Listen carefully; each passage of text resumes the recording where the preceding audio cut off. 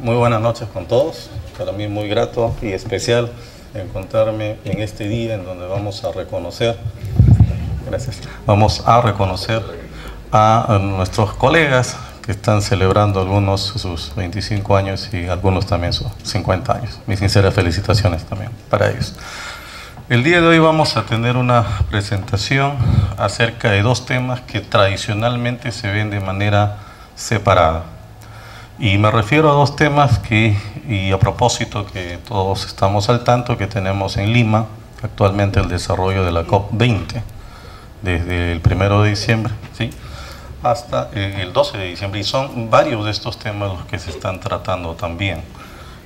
Ambos temas, tanto el uso de tecnologías de alta eficiencia como el uso de fuentes alternativas, se han tratado en los últimos años, pero quizás de manera separada, quizás de manera aislada. Entonces el objetivo de la presentación del día de hoy es de qué manera podemos integrar ambos conceptos, en qué forma la integración de ambos conceptos podrían contribuir quizás a un desarrollo sostenible de nuestro país. Empecemos por lo básico, que es cuál es la definición de estas fuentes alternativas. En realidad es una definición muy sencilla, que es todas aquellas fuentes en energía que no se agotan, ¿no?, que van a estar disponibles siempre.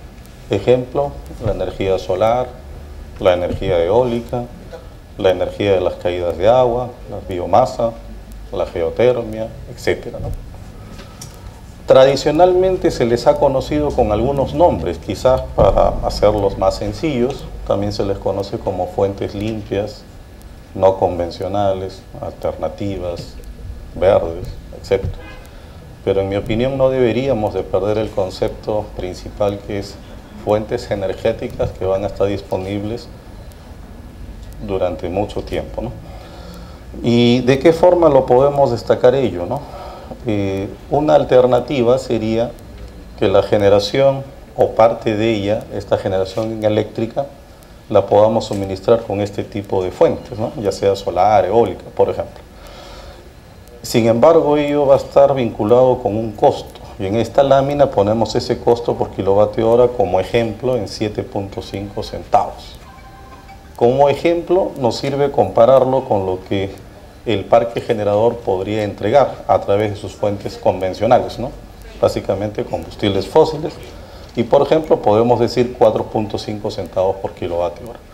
¿Qué diferencia hay entre ambos? Y es que si utilizamos hacia futuro combustibles fósiles, en algún momento vamos a tener que enfrentar que no vamos a disponer de ellos. Entonces, ¿por cuánto tiempo vamos a tener gas natural? ¿Por cuánto tiempo vamos a tener otro tipo de combustibles? Sin embargo, si hablamos de estas otras fuentes, entonces ya no tenemos ese límite. Aquí se habla más bien de potenciales, ¿no?, de desarrollo. Pero siendo prácticos para el usuario final, simplemente es quién me puede suministrar esta cantidad de energía que necesito y a qué precio, ¿no? Entonces, si en este ejemplo tenemos que el parque generador convencional lo puede entregar a este precio y el parque alternativo lo puede entregar a un precio mayor, hay una pregunta natural, ¿no? ¿Cómo se cubre esa diferencia en costos, ¿no? Por otro lado, tenemos el tema de tecnologías de alta eficiencia, que está vinculado con este mismo usuario final, ¿no? Y este mismo va a encontrarse con qué cosa es realmente cuando se habla de estos temas. Y también les presento acá una definición muy sencilla, ¿no?, que dice que es el cociente entre lo que consumimos nosotros y lo que hacemos con esa cantidad de energía que hemos consumido. Gráficamente lo podemos ver aquí, ¿no?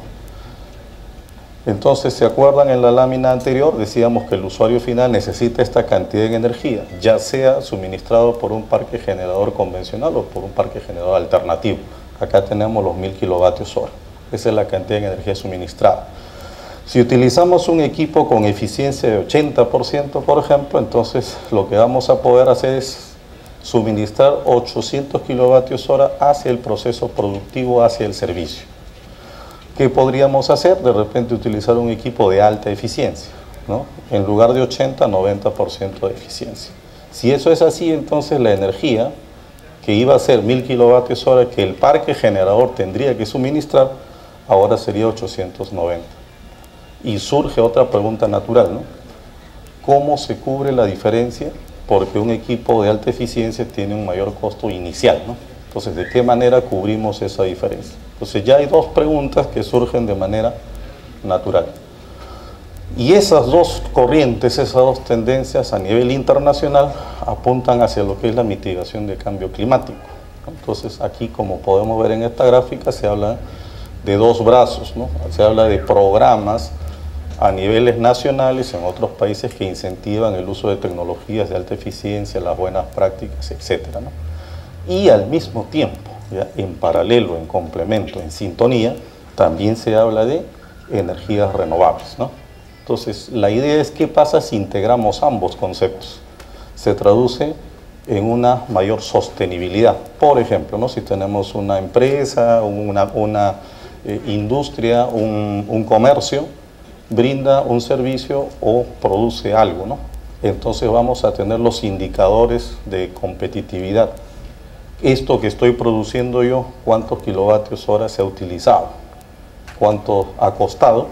Y lo que conocemos como la huella de carbono, ¿no? ¿Cuántas toneladas de CO2 involucrados en estos productos, en estos servicios? Y esto viene de una combinación entre equipos de alta eficiencia que podemos o no emplear, con lo cual tendríamos menor kilovatios hora por lo que producimos, y a la vez que esa cantidad de energía que accionan a estos equipos provengan de parques total o parcialmente con este tipo de fuentes menos contaminantes, y eso se refleja en las toneladas de CO2 por kilovatio hora, ¿no? Entonces, así es como empieza este enfoque, ¿no? Esto es el despacho eléctrico al día de ayer, ¿no? Estamos hablando del miércoles 3 de diciembre. Si observamos, ¿no?, la generación con gas natural más generación con centrales hidroeléctricas, estamos en suma 99%, ¿no? De eso es que actualmente dependemos nosotros. Y esta lámina daría para muchos comentarios, ¿no? Por ejemplo, se habla mucho del tema de la seguridad energética. Entonces, si lo vemos bajo el contexto de seguridad, nosotros casi el 50% dependemos actualmente de un solo gasoducto, ¿no? Entonces, este gas natural es transportado por ese gasoducto. Vale decir, cualquier cosa que ocurra, pondríamos en peligro de alguna manera el 50% de la generación, ¿no? Por otro lado, podríamos ver el aporte de este tipo de generación llamado REO, ¿no?, en donde está la generación eólica, solar, etcétera, que en términos porcentuales es muy pequeño, ¿no? Estamos hablando de apenas 1%. Pero ¿qué impactos a corto plazo viene presentando este tipo de generación que representa apenas el 1%? Fíjense en la parte superior que ahora el despacho de diésel, residual y carbón es 0%. Si revisamos meses anteriores al ingreso de este tipo de generación, vemos que era el porcentaje que representa ahora en conjunto, ¿no? Entonces hay ese tipo de comparaciones de los efectos preliminares que puede tener el ingreso de la generación REO sobre los costos marginales del sistema en la medida que otro tipo de generación pueda ser desplazado, ¿no? Pero al mismo tiempo podemos hacernos esta pregunta, ¿no? Si este es nuestro diagrama de carga que refleja el comportamiento del sistema el día de ayer, donde tenemos el máximo consumo, estamos hablando de alrededor de 5.000 megas, 5.300 megas, donde está el rango de horas punta entre las 6 de la tarde y las 11 de la noche, y podemos decir qué pasaría si tuviéramos ya en acción un programa en donde se promueva el uso de tecnología de alta eficiencia en todos los sectores, ¿no? En el sector residencial, en el sector industrial, en el sector comercial, etcétera, etcétera. Algunos países sí lo han hecho, algunos países ya están viendo los resultados. Gráficamente, esto sería el impacto. Estamos hablando de 3, 4, 5, 10%, depende de qué agresividad tengamos en estos programas, ¿no? Y rápidamente uno podría decir, si invertimos una cantidad X para conseguir esos ahorros en kilovatio hora y lo traduzco en costos de generación, probablemente la forma de generación más barata sería invertir en programas de uso de tecnologías de alta eficiencia. Algunas controversias también porque se señala que esta generación solar, como pueden ver aquí de color verde, aparece en forma natural alrededor de las 6 de la mañana y se oculta también alrededor de las 6 de la tarde. y a las 6 de la tarde es que precisamente empiezan las horas punta. También hay otras formas de generación. ¿Cuáles son estas formas de generación llamadas red?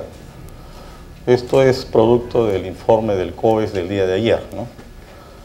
El despacho eléctrico me indica por tipos de generación. Centrales eólicas, por ejemplo, acá he puesto 2, parque de Marcona con 32 megavatios. Los parques que están en el norte, por ejemplo, con 110 megavatios. 4 centrales solares que operan desde octubre del año 2012 en el sur del Perú, 20 megas.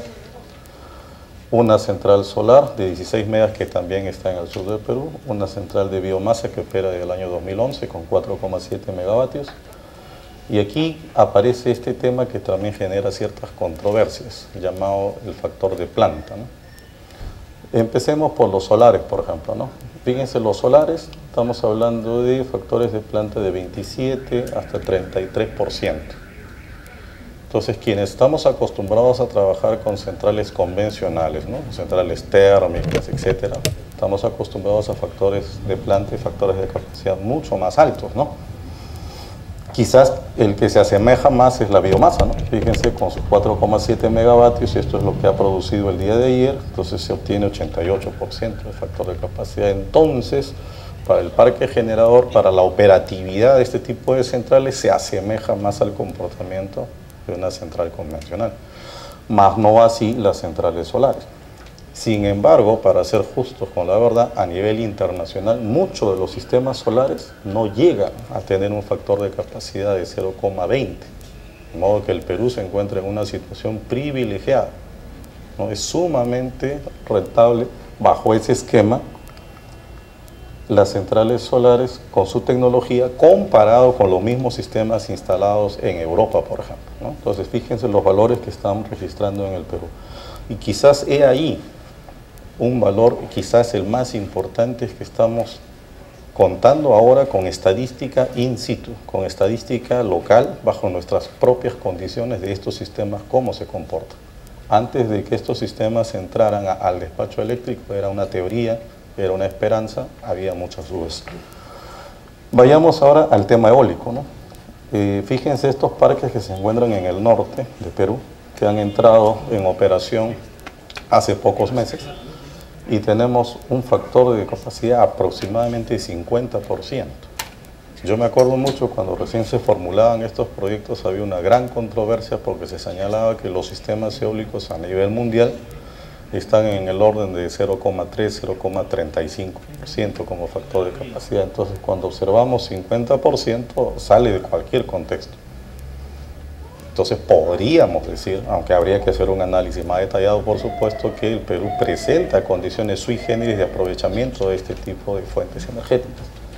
No obstante, y todas estas cifras que están acá provienen de las cifras oficiales del COES, de este despacho eléctrico, lo he tomado directamente de allí, pero me causa cierta sorpresa este valor, porque en el parque de Marcona esto me estaría dando un factor de capacidad de 69%, que es totalmente distinto a lo que las estadísticas a nivel internacional muestran. Si esto fuera sostenible, en realidad estaríamos ante una situación privilegiada de nuestro país, ¿no? Diga. ¿Es sinónimo de eficiencia? No, es el sinónimo de la utilidad. Es una buena pregunta, ¿no? Fíjense, cuando yo tengo una central convencional, yo pongo la cantidad de la capacidad y se aprovecha casi toda esa capacidad. Por ejemplo, este de aquí, 88%.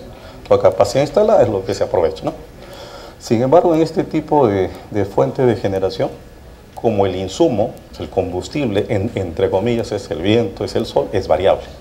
Entonces, en promedio, yo diría como que se aprovecha esta cantidad, esta fracción. A eso es lo que por eso se le denomina factor de capacidad, ¿no? Es una buena pregunta. Ahora fíjense, siempre durante toda la presentación los voy a tener así como un ping-pong, ¿no? Entre, por un lado, el tema de tecnología de alta eficiencia y por otro lado, en el tema de suministrar la cantidad de energía con fuentes menos contaminantes. Este es un estudio muy interesante que se hizo en el Perú y en donde se consideraron todas las formas, ¿no? Todas las formas, tanto la parte eléctrica, mecánica, térmica, etcétera, para poder satisfacer todos estos servicios que vemos acá, ¿no es cierto? fuerza motriz, sectores comerciales, residenciales, iluminación, transporte, etcétera. Y para eso empleamos diferentes fuentes en energía, ¿no? Combustibles líquidos, combustibles gaseosos, etcétera, ¿no? Fíjense, al hacer esta comparación nos dio en ese momento una eficiencia de 34%, una eficiencia como sistema energético que es muy baja, ¿no? Pero para complicar más el panorama, este estudio que fue interesante se hizo, fíjense en qué año, en el año 1998. Desde esa fecha hasta ahora no se ha vuelto a realizar un estudio de este nivel de detalle, que si lo hacemos ahora va a dar información muy importante porque es un diagnóstico de con qué eficiencia operan cada una de estas formas y estos sectores de consumo. A esto es a lo que se le conoce entonces un análisis tanto en energía que compramos nosotros como la parte que se aprovecha de esa cantidad de energía. Y de todo ese contexto va a decir una eficiencia. Quiere decir entonces que tenemos en este contexto, a nivel sectorial, unas pérdidas de 66% en aquel momento, ¿no?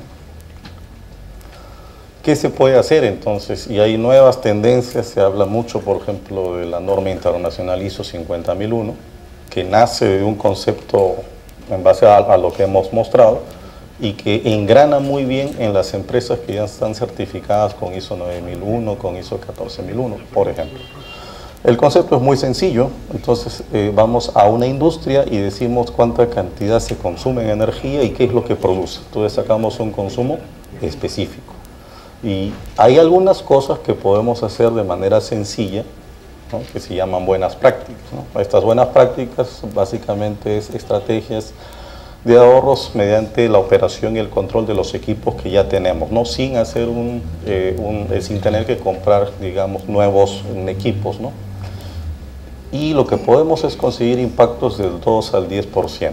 Entonces es una buena manera de comenzar, ¿no? Entonces este nivel de consumo específico que nos encontrábamos aquí, estaremos ahora en este punto, ¿no? Podemos hacer una segunda fase, ¿no es cierto? Y entonces en esta segunda fase vamos a poder nosotros ya comprar nuevos equipos, quizás de otras tecnologías a medida que estén disponibles, y los ahorros, los impactos ahora son mayores, ¿no? Ahora tenemos de entre 10 a 40%. Entonces, este consumo específico que inicialmente se encontraba aquí y ahora lo tenemos en este punto, podemos inclusive disminuirlo acá y fíjense esta disminución significativa que tendríamos, ¿no? Y cada disminución que tengamos allí vamos a ser más competitivos, ¿no? Entonces, bajo la teoría, ¿no?, del mejoramiento continuo, lo que podríamos decir es, una vez instalado este nuevo equipo, nuevo sistema, vamos a nosotros aplicar nuevamente ahorros por operación y control. Entonces, siguiendo esta misma tendencia, podríamos llegar de este punto hasta este otro punto. Y a partir de aquí, en teoría, podríamos continuar implementando mejoras. En algún momento vamos a poder disminuir ostensiblemente este consumo en específico. Pero para ser claros y transparentes, esta es una lámina teórica. Entonces, como toda lámina teórica funciona como concepto general, si lo aplicamos esto en diferentes industrias, este tiempo es clave, ¿no? En algún tipo de industria donde haya tecnologías que varían cada día, ¿no?, como nuestros celulares, ¿no?, nuestras computadoras, ¿no?, apenas ya uno está aprendiendo cómo funciona, ya están cambiando, ¿no es cierto? Entonces, este tiempo varía de acuerdo a qué industria nos encontramos, ¿no? Hay industrias más clásicas y hay algunas en las que las tecnologías se desarrollan más rápido. Esquemas prácticos que todo tipo de usuario final podría usar, ¿no? Por aquí, por ejemplo, ¿no?, todas estas tecnologías que tenemos no son las mejores tecnologías, actualmente estas son las que se deberían usar, cuánto tiempo tienen estas tecnologías, etcétera, etcétera, etcétera. Entonces, esta lámina me dice simplemente que tenemos que estudiar con cuidado qué cosa es lo que estamos desarrollando una actividad productiva de inspección, de mantenimiento, un seminario, un congreso, una fiesta que estamos haciendo, y de acuerdo a eso aparecerá algún tipo de tecnología que sea más apropiada. Y dos parámetros que son muy importantes para poderlos seleccionar y poderlos comparar son los lúmenes por vatio. Entonces, lo que estrictamente necesitamos nosotros es tecnologías que nos den la mayor cantidad de lúmenes posibles y que consuman la menor cantidad de vatios como tecnología, ¿no? Y otro parámetro que también es muy útil es la vida, ¿no? ¿Cuántas horas dura cada una de estas tecnologías? Seguramente ya se habrá mencionado mucho de la tecnología LED, ¿no? Entonces, esta tecnología LED, uno de los puntos fuertes que tiene es que dura 50.000 horas. Pero un mensaje de esta lámina es que tenemos que estar atentos a nuevas tecnologías que están apareciendo y que siguen apareciendo, y una de ellas es esta otra tecnología, por ejemplo. Fíjense que tiene 100.000 horas de duración. O sea, estamos hablando del doble de una tecnología LED. Entonces, muchos nos podríamos preguntar qué falta para que estas tecnologías ingresen de manera más rápida, ¿no? O sea, ¿por qué un usuario final, viendo estas ventajas, qué es lo que lo frena, ¿no? ¿Por qué no es que masivamente todo esto ingresa de una manera más rápida? Y eso tiene su explicación en parte en esta lámina. Fíjense, algunos se acordarán, ¿no es cierto?, de este tipo de, los focos que llamábamos, ¿no es cierto?, este tipo de lámparas incandescentes. El típico era hace muchos años, ¿no?, de 100 vatios, ¿cierto? Paulatinamente fue reemplazado por este otro tipo llamado CFLs, ¿no?, que más o menos 23 vatios es un equivalente a lo que era esa lámpara incandescente. Yo recuerdo muy bien porque pasé por el Perú ahí más o menos en el 96-97 y traje uno de estos CFLs y me costó como $35 más o menos en aquel tiempo. Fíjense ahora, este tipo de tecnologías, vamos a cualquier centro comercial y no pasan de unos $4, ¿no es cierto?, $5, ¿no? Pero ¿cuántos años ha transcurrido para que tengamos eso, ¿no? Del año 95 aproximadamente, que empezaron a llegar al Perú, hasta el año 2010, que más o menos son los precios que se tienen ahora. Entonces, esta lámina me dice que este paso de tecnologías de alta eficiencia que se reemplacen a estas tecnologías antiguas en el mercado, las fuerzas naturales del mercado lo van a hacer. Pero mi pregunta es si vamos a tener que esperar otros 15 años más. ¿Cuántos años tendríamos que esperar nosotros para que esta tecnología LED, que es equivalente, pueda ya ser masivamente consumida en el mercado? ¿Se acuerdan de la gráfica del día de ayer que mostraba yo, el despacho eléctrico? Y nos preguntábamos, ¿no?, cuál sería el impacto si tuvieran programas, ¿no?, de incentivo a las tecnologías de alta eficiencia. Fíjense los impactos que se tienen cuando se reemplazó este tipo de lámparas de 100 vatios por 23. Estamos hablando de 77% de ahorro. Y fíjense el impacto que podríamos tener por reemplazar estas por LED, ¿no? Entonces, aquí existen, ¿no?, diferentes, ¿no?, equivalencias. Fíjense, ¿no?, estas tecnologías que se utilizan acá mismo, por ejemplo, ¿no?, que se percibe el calor, porque yo estoy acá, se percibe cómo proyecta, ¿no?, que casi no me deja ver bien, y fíjense sus consumos que tiene. Esa es esta tecnología. Puede ser fácilmente reemplazada por esta otra tecnología, mejor todavía por esta otra tecnología. ¿Se da cuenta, no? Entonces son ejemplos sencillos, no es nada del otro mundo. Lo mismo hay en otro tipo de tecnologías. Tenemos lámparas fluorescentes, tenemos su equivalente en LED, hay otras tecnologías más. Nuevamente, ¿de qué depende todo esto? Depende de qué tipo de actividad estamos desarrollando y seleccionar la tecnología que es la más apropiada para todos, ¿no? La integración, que se acuerdan desde un comienzo tratábamos de destacar. ¿Esto qué cosa es? Este es un sistema solar fotovoltaico. Sistema solar fotovoltaico que lo que hace es proporciona una cantidad de energía a esta tecnología de alta eficiencia, que son las lámparas de baja presión de vapor. Y tenemos las nuevas tecnologías que les comentaba, que duran el doble de las tecnologías LED, por ejemplo, ¿no?, las lámparas de inducción. Algunas aplicaciones, como pueden ver, ¿no? Otros ejemplos que también podemos ver. Un criterio también que es muy importante es que todas las tecnologías, en el momento de comprarlas, cuando tenemos 0 horas de operación, está totalmente nueva la tecnología, tiene un rendimiento como 100, ¿no?, que es el rendimiento de placa con el que viene, ese rendimiento de fábrica, vamos a llamarlo así. Pero a través del tiempo, fíjense que dependiendo de las tecnologías, esta cantidad de lúmenes que me entrega, ¿no es cierto?, que me permite visualizar lo que yo quiero ver, va disminuyendo a través del tiempo. Entonces, ese es un parámetro también que a nivel industrial, comercial, etcétera, debemos de tomar en cuenta para que en el momento de seleccionar la tecnología no tengamos que al cabo de 3.000, 6.000 horas, 9.000 horas, ya no obtengo la misma cantidad de lúmenes que cuando era nuevo, ¿no? Algunos ejemplos de proyectos que se pueden desarrollar, y quizás una de las claves sería en el momento que se diseñan, ¿no es cierto?, y ahora que estamos en el boom, ¿no?, de las construcciones, entonces cualquier tipo de diseño tendríamos que considerar hasta qué punto podemos optimizar todo lo que es la luz del sol, ¿no es cierto? También hay tecnologías de sensores. Es una práctica muy común en varios campus, por ejemplo, en donde hay clases solamente por momentos, por horas y por días. A veces uno, ¿no?, transcurre por los pasadizos y ve varios salones, varias aulas que están vacías y todas las luces están prendidas, no hay absolutamente allí nadie, ¿no? Entonces, sensores puede ser una estrategia, por ejemplo. Pero eso es una parte, ¿no?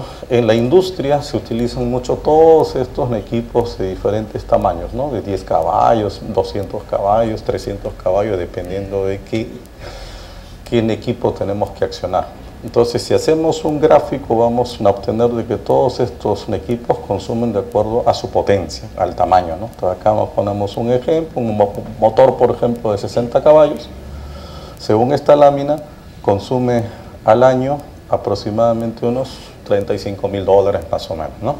Fíjense lo que consume un equipo de esa potencia. Y aquí me hace una pregunta: ¿cuál es el precio del equipo cuando lo vamos a comprar? Si esto es $35.000, yo le podría decir que esto es un estimado de más o menos $7.000. Entonces fíjense que el problema no es el costo de lo que estoy comprando, sino el problema es el costo de operación de ese equipo, que en un solo año ya lo ha quintuplicado. Entonces, muchas industrias que operan durante casi todo el tiempo, ¿no?, 8.760 horas, van a tener este comportamiento. Es en esos casos en donde, entonces, cuando vamos a comprar un equipo nuevo, conviene buscar en el mercado cuáles son esos equipos de mayor rendimiento posible. Y esto es lo que en el mercado ya existe, ¿no? Tenemos equipos de eficiencia estándar, de alta eficiencia, premium y super premium. Los nuevos proyectos, por ejemplo, en algunas empresas ya están especificando estos super premium, ¿no? Entonces, en el momento en que ya se instala una nueva planta concentradora, una nueva línea de producción, por especificación ya vienen ya motores super premium. Y sería una lástima que nuevos proyectos no estuvieran considerando super premium, sino de repente todavía motores de alta eficiencia, motores premium, ¿no? Y las características de estos equipos, como podemos ver, es que si hablamos de motores de menos de 30 caballos, las diferencias en su eficiencia, en rendimiento, se abren mucho más, ¿no? A medida que hablamos de motores de mayor tamaño, mayor capacidad, estas se reducen. Sin embargo, aquí cada punto cuenta realmente por la cantidad de horas y la potencia con la que funcionan, ¿no? Hay muchos catálogos que me permiten comparar esto. Aquí solamente como ejemplo estamos mostrando un equipo de 60 caballos, ¿no?, para continuar con lo que mencionábamos. Y fíjense que su rendimiento, su eficiencia va a ir variando según lo que llamamos el factor de carga, ¿no es cierto? Entonces, un factor de carga de 75%, tenemos su eficiencia. Y vamos a compararlo, fíjense este número, ¿no?, 91.8 para 60 caballos versus uno de alta eficiencia. Uno de alta eficiencia, 83.6. Entonces estamos hablando de un salto de 1.8%.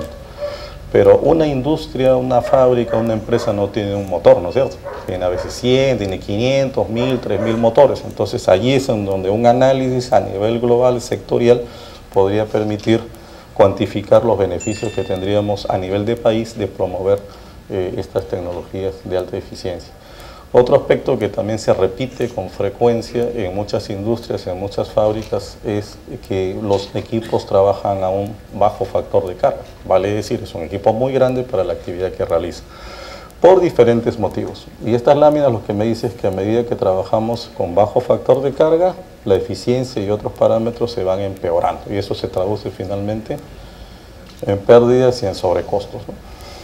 Pero este tipo de equipos, en realidad, uno los puede mirar, ¿no? Está ahí el motor, está girando y está accionando una bomba, un compresor, entonces se supone que está bien, ¿no? Pero en realidad la única forma de poder diagnosticar con precisión si lo que está haciendo está bien bajo sus estándares es utilizando equipos que me midan realmente el comportamiento.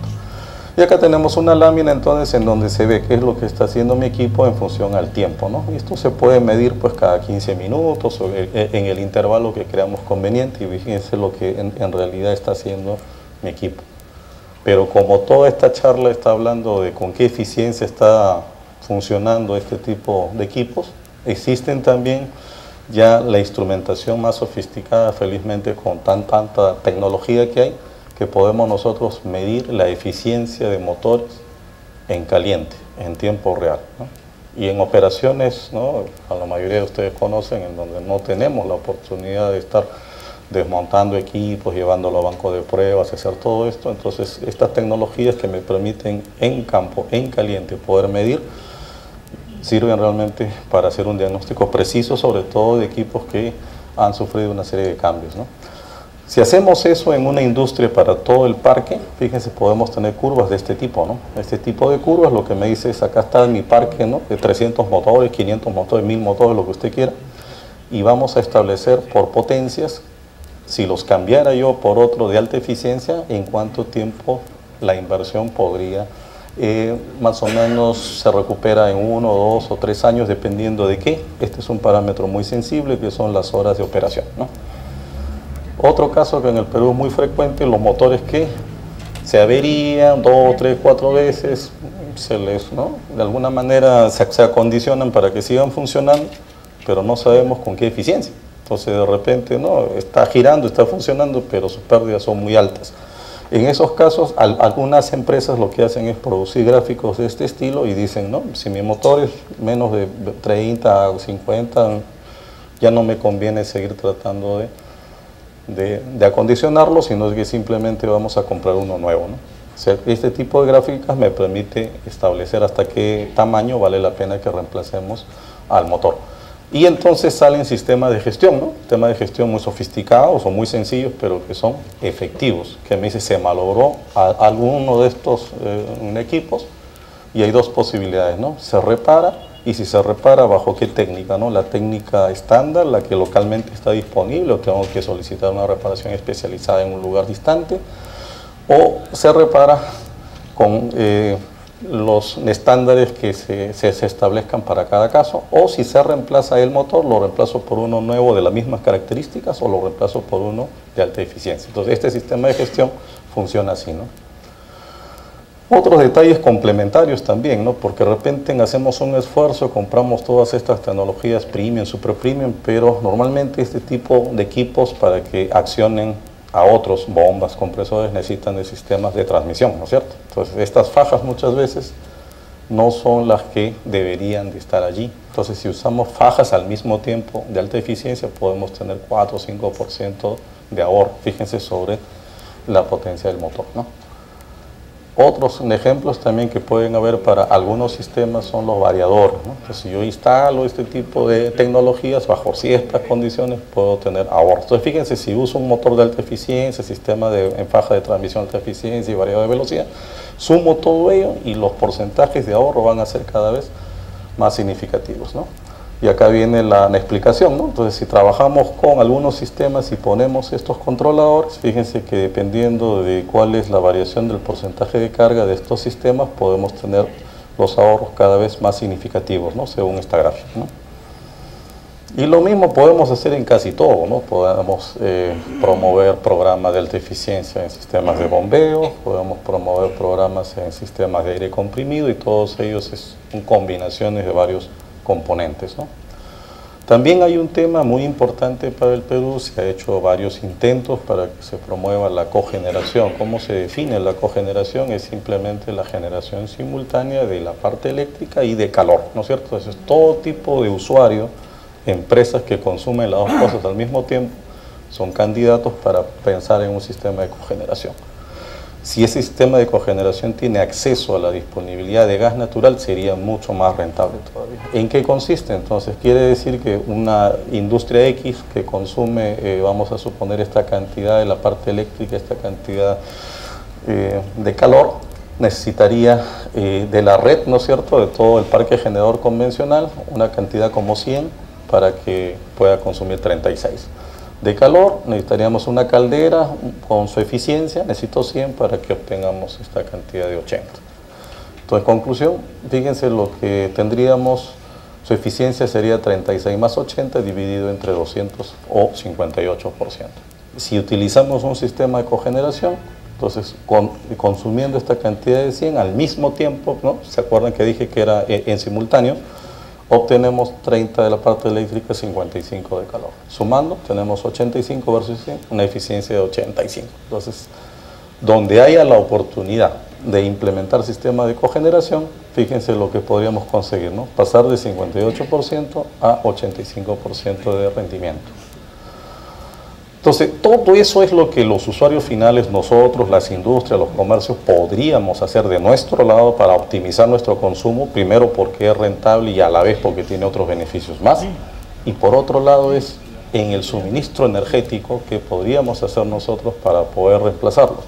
Esta lámina es bastante interesante, pero fíjense que va variando cada año, porque estas tecnologías en el mercado varían constantemente. He tomado dos como ejemplo nada más, la generación eólica y la generación solar.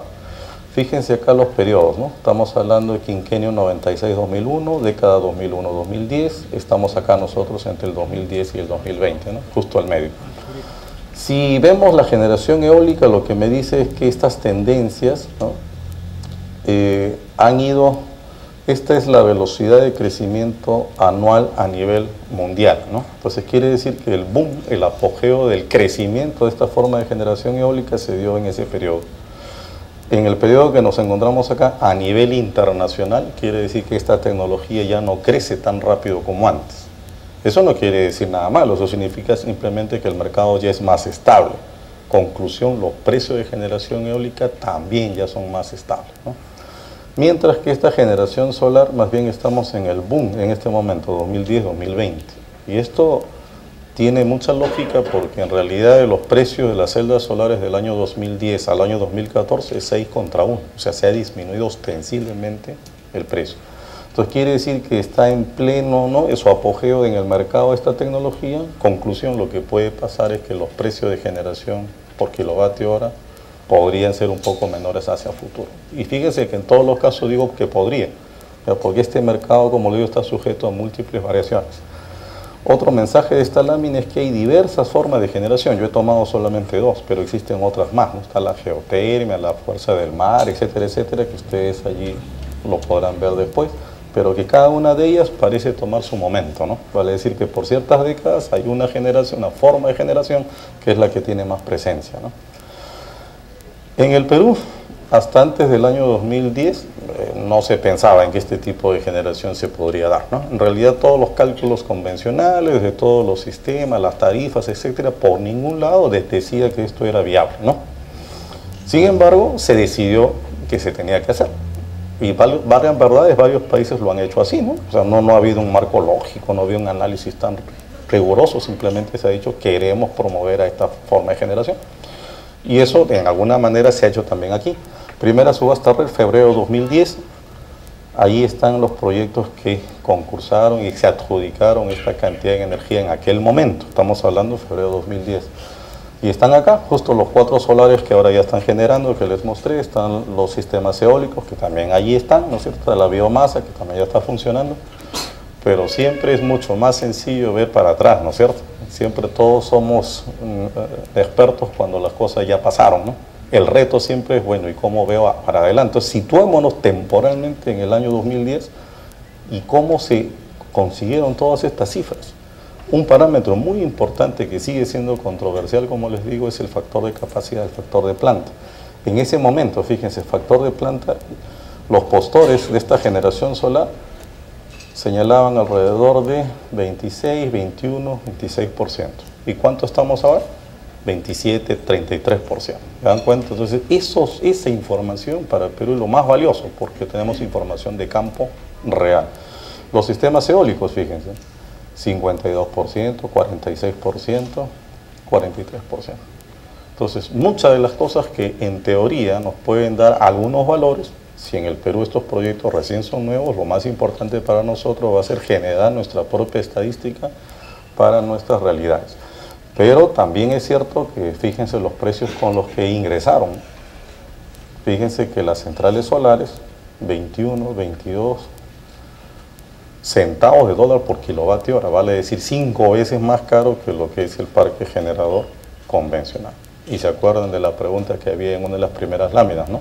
¿Cómo compensamos ese costo? Segunda subasta RER, un año después, en agosto de 2011, 3 proyectos básicamente, uno solar eólico, que también este solar ya está en operación, que les mostré, y este otro proyecto eólico en Marcona, debe estar más o menos en operación en junio del 2015, ¿no? Entonces, todas estas tecnologías que vemos que ahora están funcionando se debe gracias a este mecanismo, que algunos señalan que no ha sido el mejor de los mecanismos, pero sea como sea, hizo posible que estos proyectos empezaran. Y hay algo que se utiliza mucho en todas las conferencias, ¿no?, que es la creación de capacidades. No va a haber forma de crear capacidades si no tenemos nuestros propios proyectos, pero el tema es que tenemos que aprender de todos ellos, ¿no? Vamos a seguir sin una dirección clara, o es que hay alguna de las tecnologías que de repente son más viables. Estos son los que se llaman los mapas eólicos y mapas solares, ¿no?, sin entrar mucho en detalle, pero fíjense que el mapa solar lo que me dice es que en donde tenemos un color más fuerte es que tenemos mayor potencial solar. Entonces no es sorpresa que las 5 centrales solares fotovoltaicas se encuentren justamente al sur del Perú. Y lo mismo acá en este mapa, ¿no?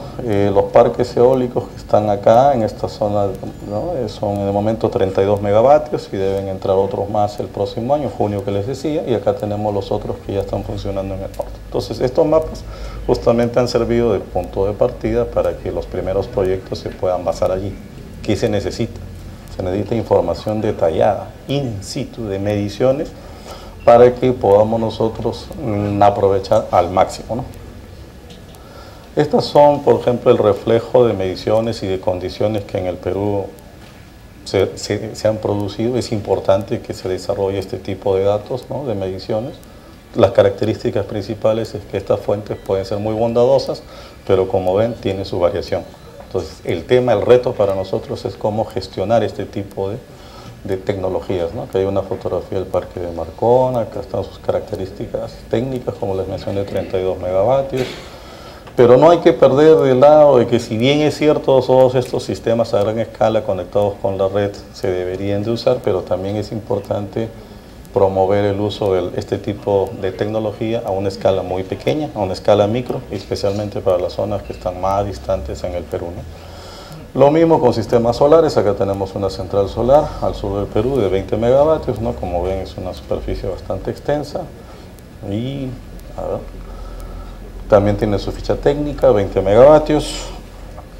No perder de vista también que estas tecnologías se pueden usar en muy pequeña escala para lugares bastante alejados, que es una fotografía bastante clásica, ¿no? Tenemos una pequeña chocita con su panel fotovoltaico. Entonces tenemos que considerar ambos frentes, ¿no?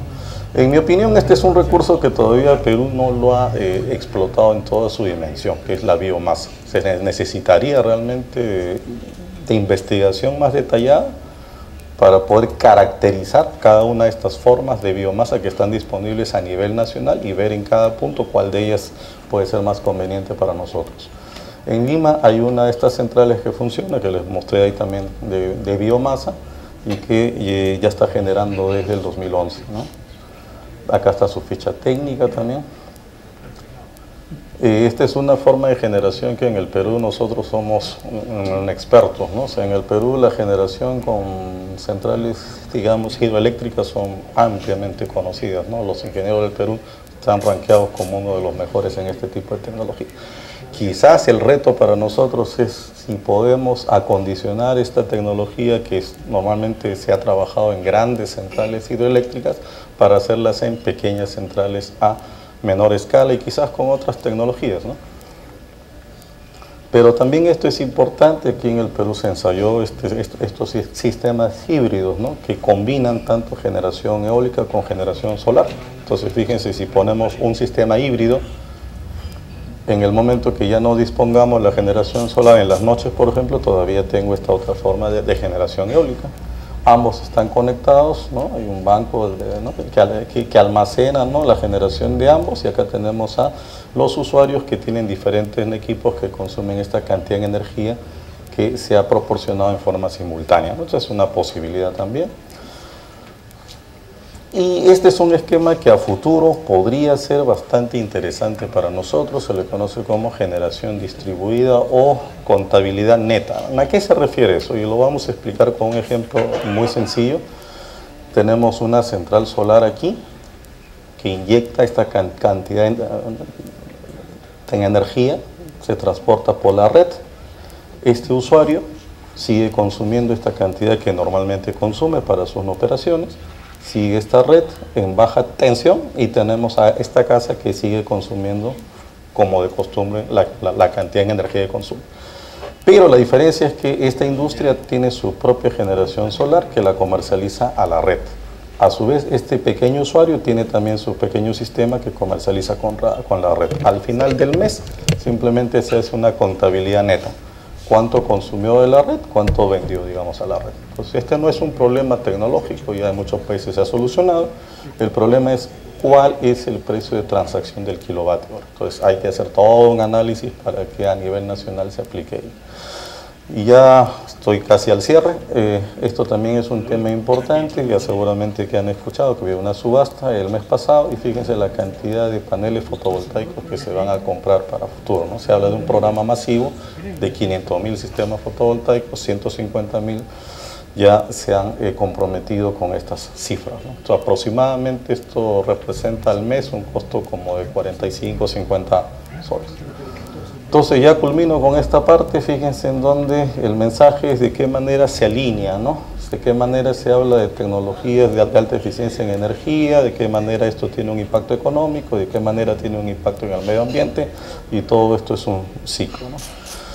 Las reflexiones finales, dice, existen varias razones por las cuales se debe de considerar la integración de estos dos frentes, ¿no? Tecnologías de alta eficiencia de usuario final y también forma de generación alternativas. Esos motivos son uno de ellos, la generación distribuida RER, la eficiencia energética vista como una nueva forma de generación expresado en dólares por kilovatio hora, los impactos del control de demanda para que los sistemas RER off-grid sean más rentables, reducción global de carbono, la evolución de las tecnologías de uso final, evolución de tecnologías de generación RER y la promoción de los sistemas híbridos. De mi parte, muchas gracias por su atención. Ceremonia de reconocimiento a los ingenieros del capítulo de Ingeniería Mecánica y Mecánica Eléctrica por sus bodas de oro profesionales. Llamamos al ingeniero, el ingeniero Santillán hará entrega de tanto el reconocimiento, la medalla y la insignia, el solapero. Llamamos al ingeniero Wilfredo Boto Cifuentes. ¿Está con nosotros? Sí lo tenemos. 50 años, el ingeniero Wilfredo Boto Cifuentes, de la Universidad Nacional de Ingeniería, ingeniero mecánico. Adelante, ingeniero. Ingeniero mecánico electricista, nos aclara.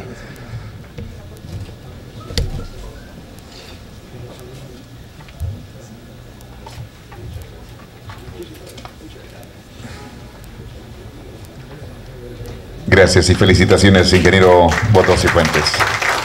Llamamos al ingeniero Teófilo Casas Rivas, de la Universidad Nacional de Ingeniería. Si está con nosotros también, adelante, ingeniero, y felicitaciones por esos 50 años de vida profesional dedicada al aporte de la grandeza de nuestro país a través de su conocimiento. Ingeniero mecánico.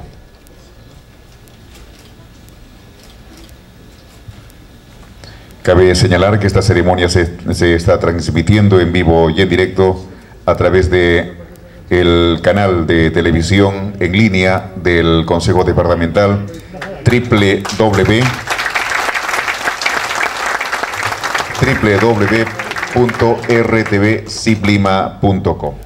Bien, vamos seguidamente, llamamos al ingeniero Manfredo Mondragón Estrada.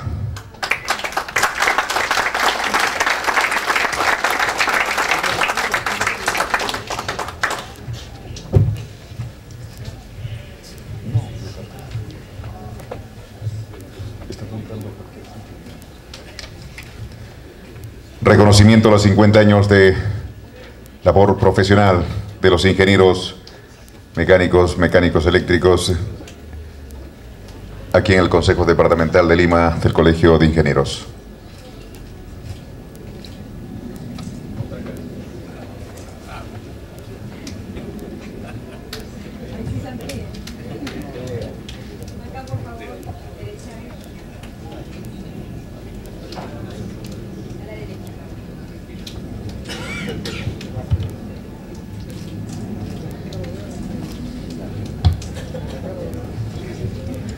Gracias, ingeniero Mondragón, de la Universidad de Lima. Luis Fernando, nos señala justamente, graduado en Brasil. Felicitaciones, ingeniero Mondragón. Ingeniero Luis Fernando Paredes Infante, ¿sí está con nosotros?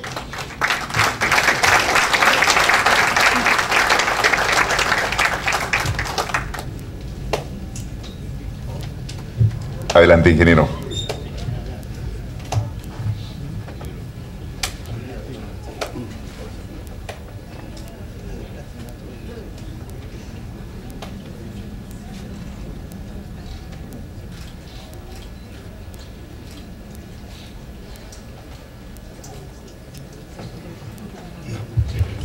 Muchas gracias, ingeniero. Ingeniero Felipe Repeto Sánchez.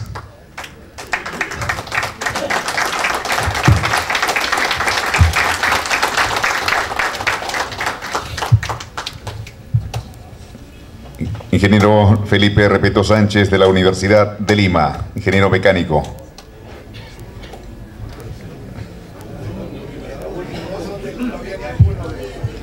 Entonces vamos a cambiar el nombre. No había la Universidad de Lima.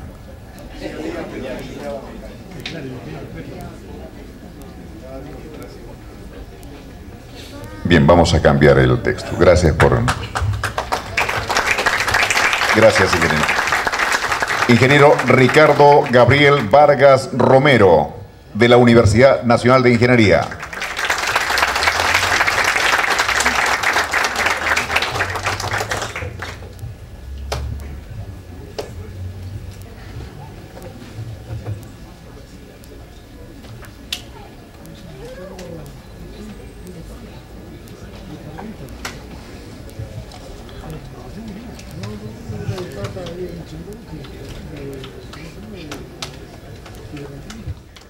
Llamamos al ingeniero 50 años, Jesús Orlando Ábalos Vera.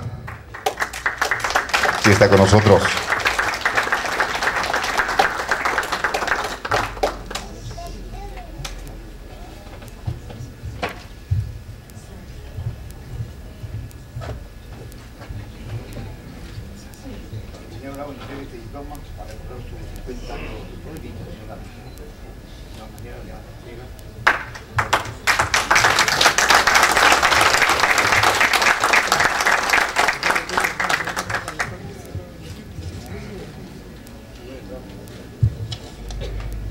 Ingeniero Mario Andrés Ciesa Cubas.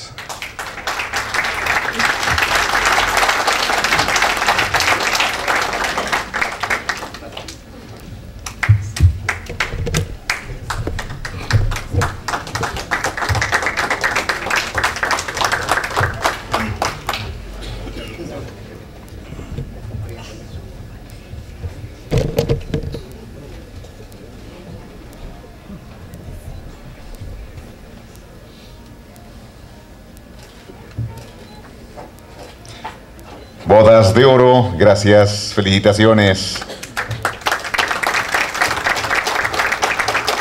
Gracias, ingeniero Ciesa. Ingeniero Juan Augusto Walter Cucalón Núñez. ¿Sí está?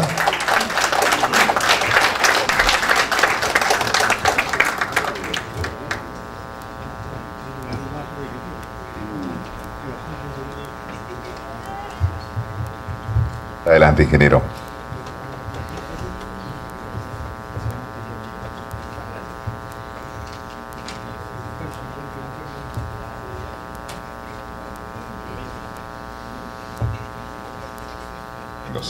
Llamamos al ingeniero Artemio Rómulo de la Vega Muñoz. Se lo guardaremos y en su momento oportuno le haremos entrega. Y el ingeniero Juan Escobar del Castillo. Ingeniero Carlos Fernández Tenazoa.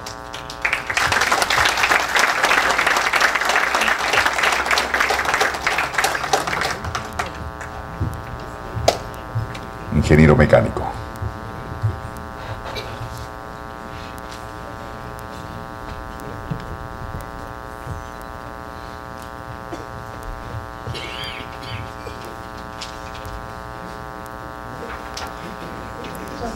No pierda los papeles, ingeniero, cuidado. No pierda el diploma. Fuertes aplausos para el ingeniero Fernández. Gracias, ingeniero Fernández Tenazoa. Gracias, felicitaciones por los 50 años. Ingeniero Raúl Martín Ignacio Bolaños.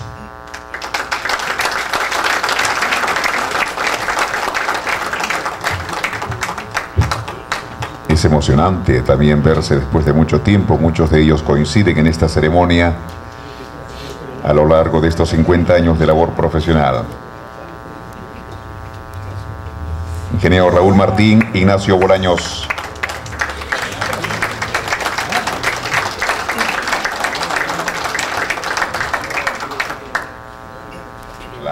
Llamamos al ingeniero 50 años, Jaime Laucam.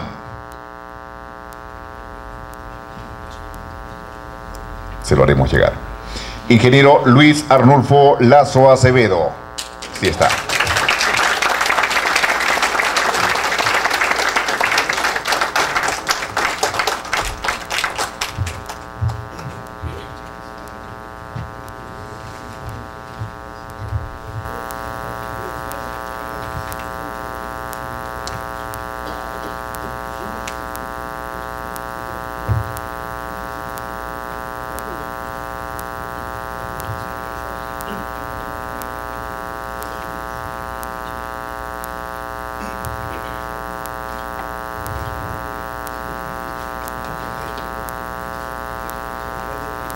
Felicitaciones, ingeniero. Ahí está la familia en pleno, tomando la foto y el registro de las imágenes. Ingeniero Carlos Eduardo Linares Holguín. Está con nosotros el ingeniero Holguín, Linares Holguín. Se lo entregaremos oportunamente. Ingeniero Eduardo Morales Carrillo. Sí está. Bienvenido, ingeniero.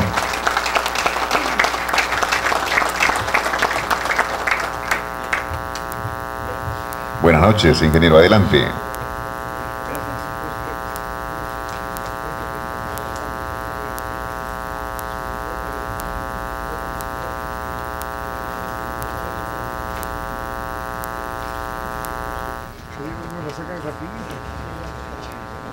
Llamamos al ingeniero Ricardo Orellano Miranda. Ya lo hemos llamado, no está, ¿no? Ingeniero Armando Ormeño Valle. Sí está.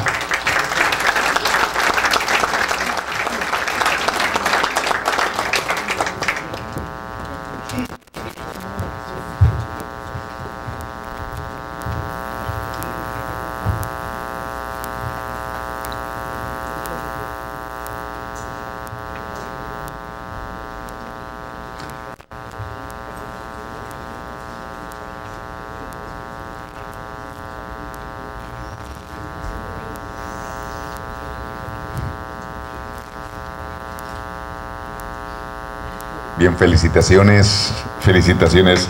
Llamamos al ingeniero José Roberto Ortiz Eguavil. Oportunamente se lo vamos a entregar. Ingeniero Víctor Raúl Ortiz Pilco. Sí está.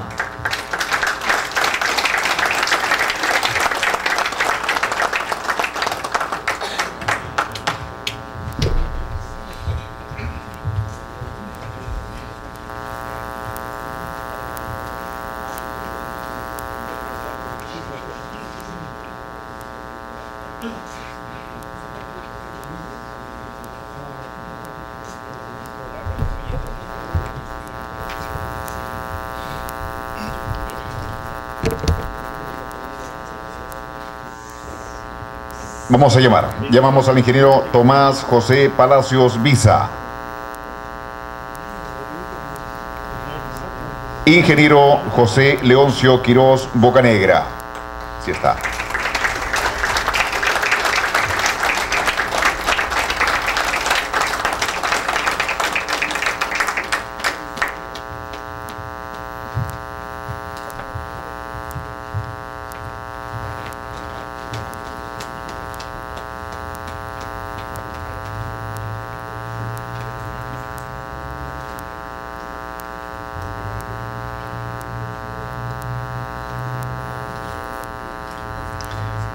Y muchas gracias. Felicitaciones, ingeniero Quiroz. Gracias, felicitaciones. Ingeniero Valdemar Rebasa Benítez. ¿Está con nosotros? Ingeniero Carlos Alberto Rubio Paredes. Bueno, los recordamos, ¿no? Indudablemente los tenemos en mente. Ingeniero Aldo Luis Solimano Semorile. Sí está.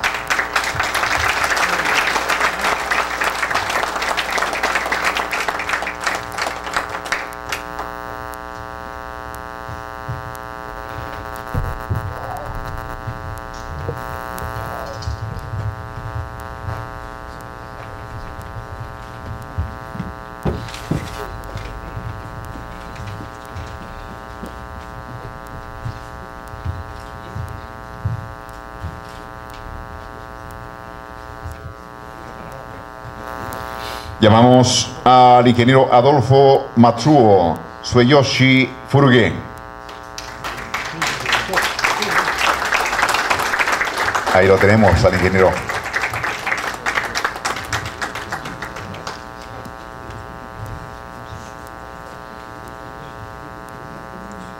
Bienvenido, ingeniero Sueyoshi. Bienvenido.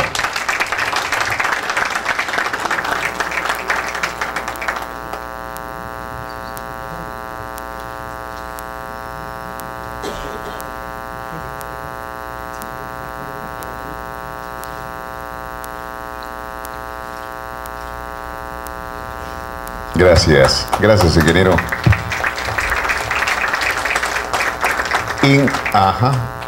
Ingeniero Aníbal Valencia Reynoso. Felicitaciones, ingeniero. No está con nosotros. Llamamos al ingeniero Pedro Wilfredo Viñas Marqui. Lo estamos recordando. Ingeniero Mario Martín Volta Vázquez.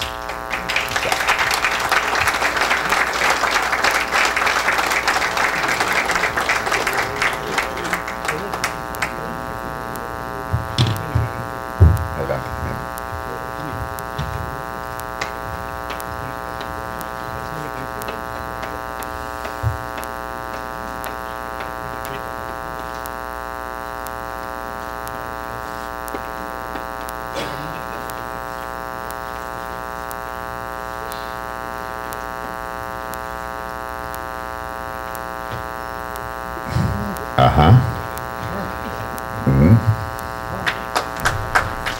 Tenemos, claro, las palabras en representación de los ingenieros que han estado cumpliendo o que están cumpliendo 50 años. Ingeniero, palabras del representante de las bodas de oro, ingeniero Luis Paredes Infante, para sus palabras en este reconocimiento del capítulo Ingeniería Mecánica y Mecánica Eléctrica del Consejo Departamental de Lima del Colegio de Ingenieros.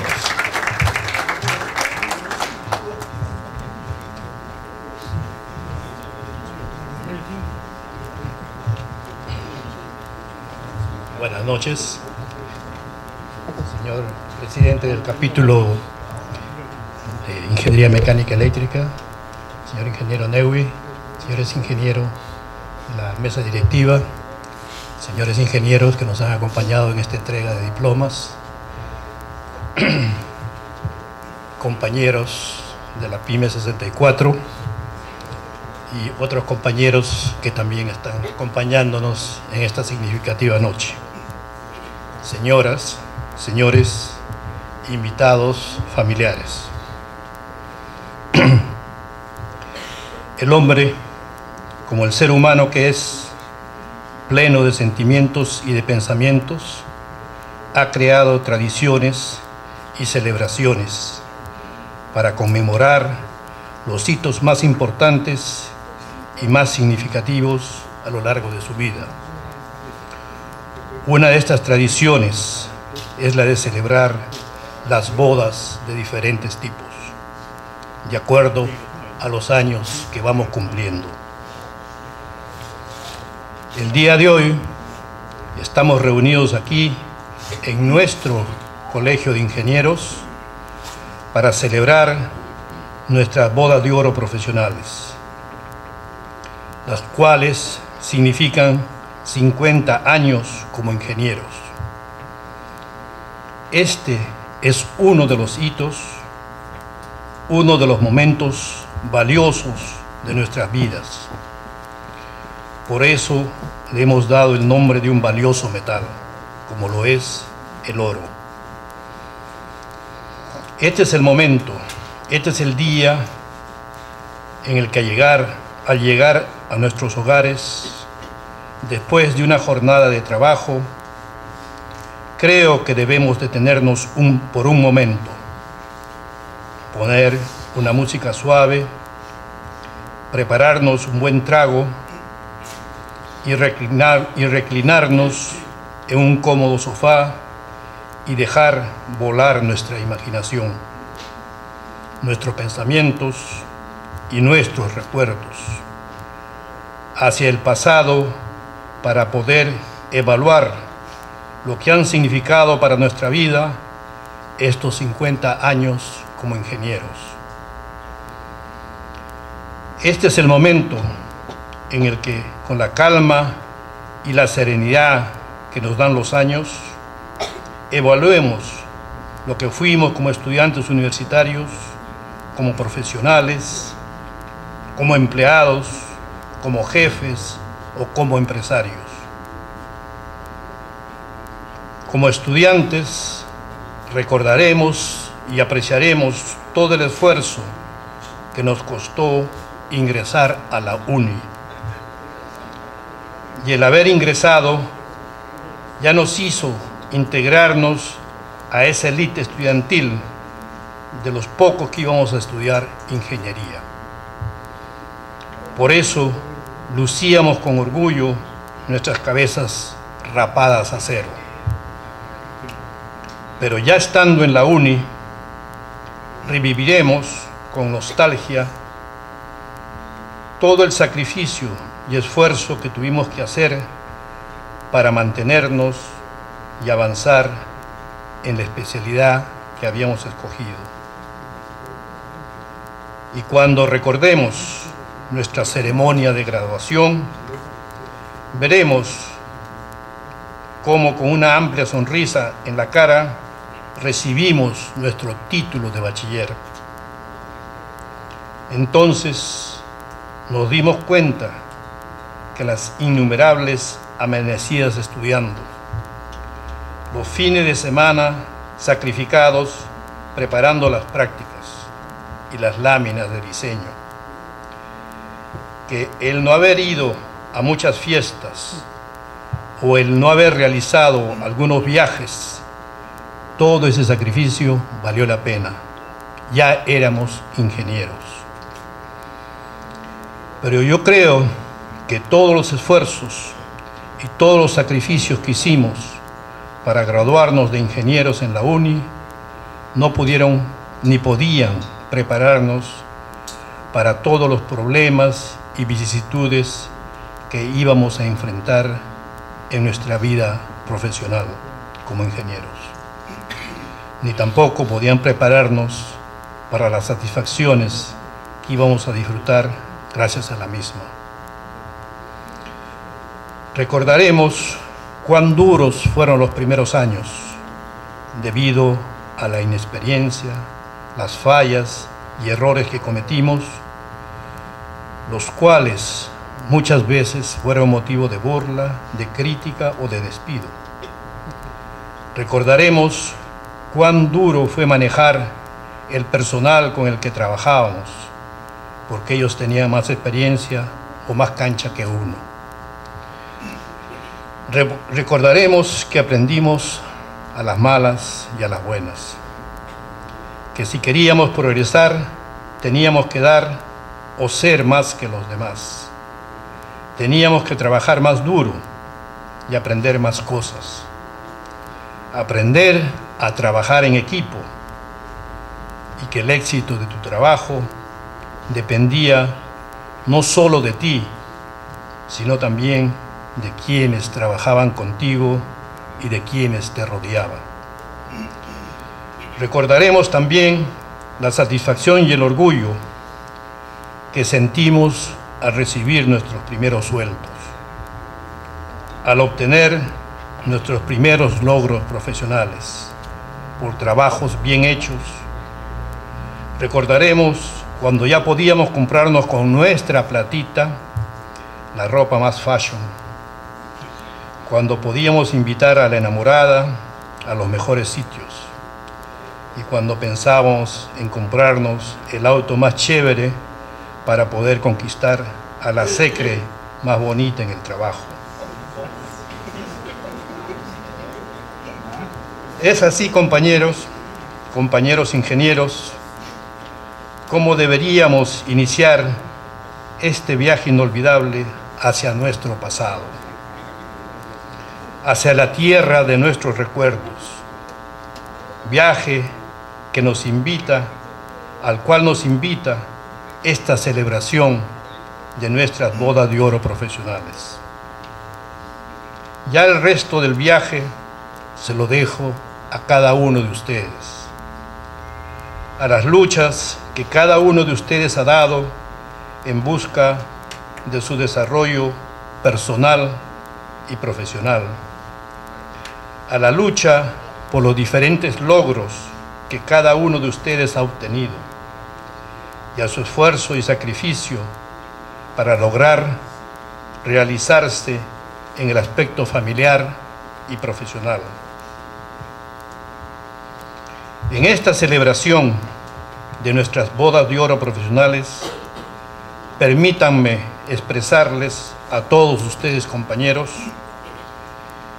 que yo como persona y como profesional me siento orgulloso de tener como amigos y como colegas profesionales a personas como ustedes. Y soy testigo y me consta de los inmensos e innumerables logros de cada uno de ustedes a lo largo de estos 50 años como ingenieros. Por esta razón, quiero pedirle a todos ustedes que si bien ya hemos cumplido como profesionales con nuestras familias, con nuestros empleadores y con nuestras empresas, les pido ahora a todos ustedes, quienes constituyen la inteligencia y la reserva moral de nuestro país. Ahora ha llegado el momento que pensemos y nos dediquemos a salvar y recuperar a nuestro país, porque nuestro país nos necesita de gente como ustedes para liberarlo de la politiquería y de los políticos ignorantes, incapaces, mediocres y corruptos que nos están gobernando. Y lamentablemente están llevando nuevamente a nuestro país hacia el mismo abismo de las décadas pasadas. Por eso, para salvar y recuperar a nuestro país, hace falta gente profesional, calificada y honesta, como es la gente que me rodea esta noche. Muchas gracias y felices bodas de oro para cada uno de ustedes. Buenas noches.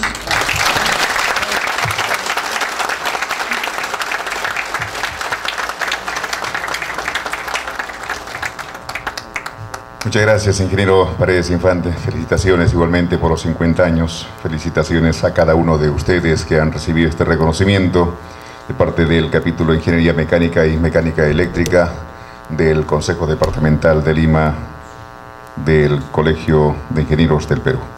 Bien, seguidamente vamos ahora con los ingenieros que en esta oportunidad están cumpliendo 25 años. 25 años de labor profesional dedicada a desempeñarse con todo su conocimiento. Llamamos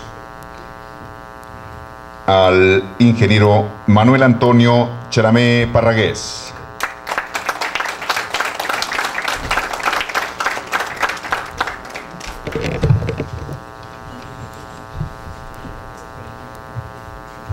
Adelante, ingeniero.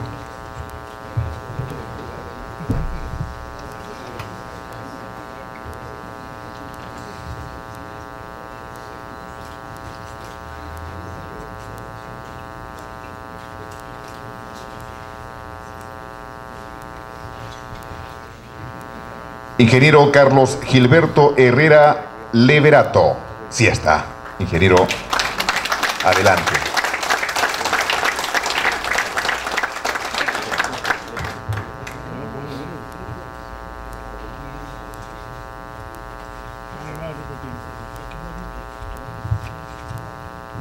Adelante, ingeniero.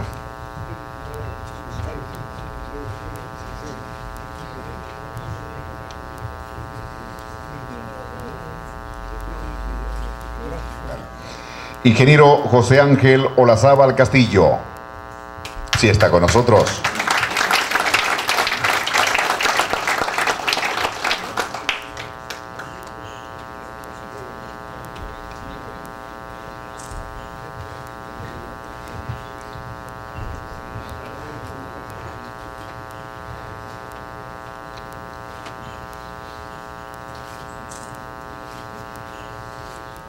Llamamos al ingeniero Johnny Vicente Oruna Ponce. Está con nosotros.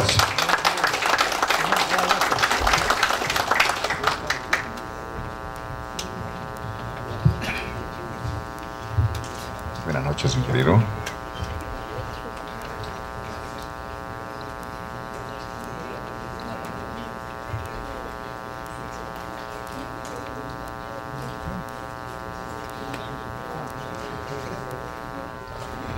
Llamamos al ingeniero José Manuel Ramos Zavala. Sí está con nosotros.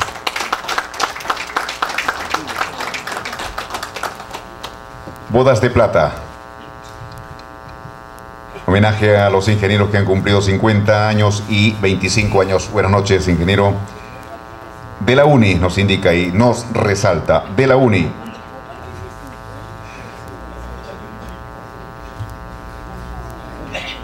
Todo ello en el marco de la Semana de la Ingeniería Mecánica y Mecánica Eléctrica del Consejo Departamental de Lima del Colegio de Ingenieros. Felicitaciones, ingeniero Ramos Zavala. Ingeniero Carlos Herrera Escalzi, por favor, le pedimos para hacer entrega del diploma, la medalla y el solapero al ingeniero Johnny Vicente Oruna Ponce, por favor. ¿Ah?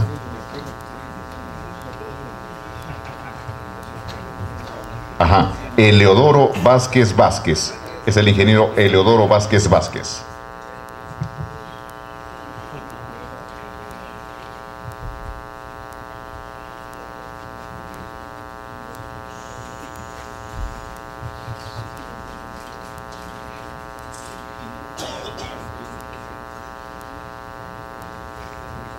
Hay que abrir el diploma. El diploma está adentro. Ahí está.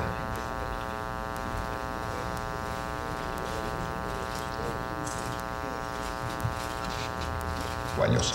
Bien, vamos a invitar al ingeniero Manuel Antonio Charamé Parragués para sus palabras en representación de los ingenieros que han cumplido en esta oportunidad 25 años de labor profesional. Ingeniero, por favor.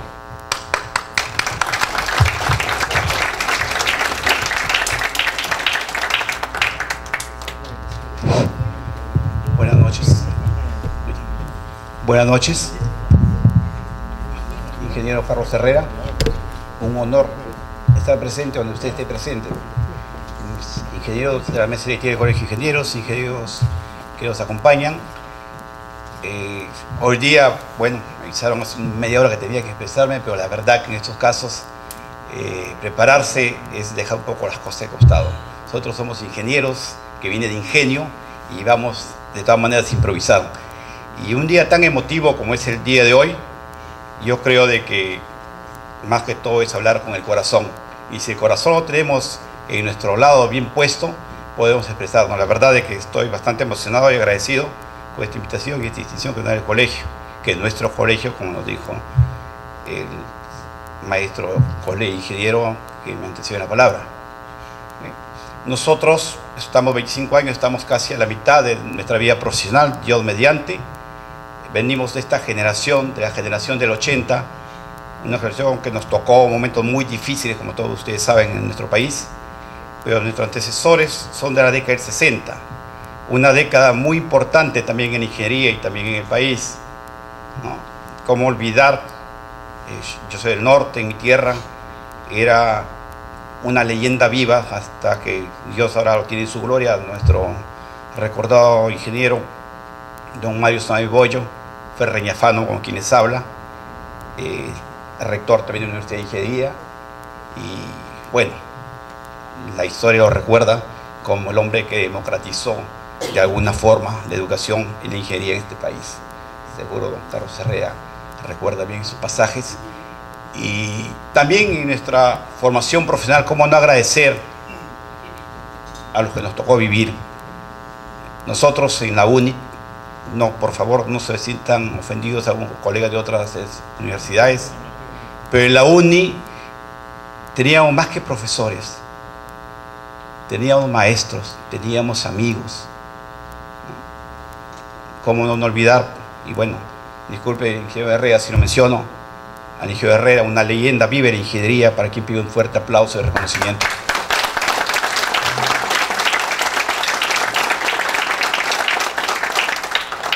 Y tantos otros profesores y colegas, la verdad es que fuimos nosotros, el destino nos eligió y Dios nos bendijo, fuimos elegidos para que a neuronas mejor generadas por la naturaleza y por Dios nos guíen en nuestros pasos iniciales, nos formen en la universidad y más adelante podamos afrontar nuestros retos profesionales. Ahora, es verdad, los tiempos han cambiado, cosas muy diferentes vivimos actualmente, pero en nuestra época, nuestra generación fue muy golpeada.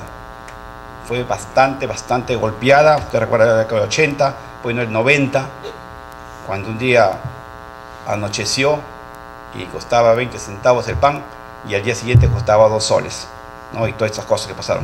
Pero a pesar de eso, seguíamos haciendo ingeniería.